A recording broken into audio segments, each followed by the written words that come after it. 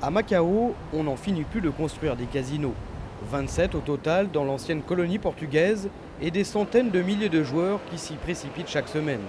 Le dernier en date est le Venetian, le plus grand casino du monde où, dit-on, l'on vend du rêve et du luxe. Le rêve a pourtant tendance à tourner au cauchemar. Il ne se passe plus d'une semaine à Macao sans qu'un joueur ne tente de se suicider après avoir tout perdu. Dans ce temple de la roulette, aucune structure d'accueil n'est prévue pour les accros au jeu, explique cet employé. Il y a un centre spécialisé ici? Non, nous n'avons pas de centre spécialisé ici, mais un programme pour éviter que ça arrive aux employés. Un programme auquel nous n'aurons pas accès. Il faut donc se rendre le soir à l'autre bout de la ville, dans ce petit local, à l'abri des regards. Voici le seul centre d'accueil pour les malades du jeu. Ici, un pasteur tente de guérir les joueurs par la parole et la musique. Ces joueurs cherchent tous à arrêter de jouer, mais la tentation est trop grande. À chaque fois, ils se disent qu'ils ne doivent pas s'impliquer dans le jeu, mais leurs amis ou leur famille les influencent. Leur vie est devenue ingérable. Ils ont pratiquement tous divorcé et ont perdu parfois 1 à 2 millions de Hong Kong dollars.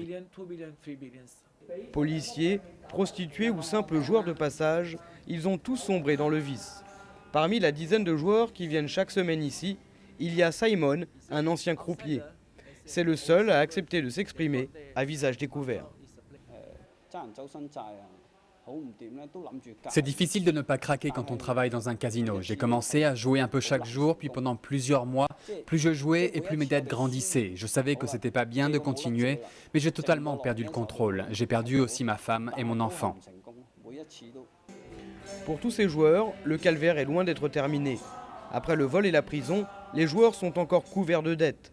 Le jeu, explique le pasteur Jimmy Tan, conduit rapidement au suicide.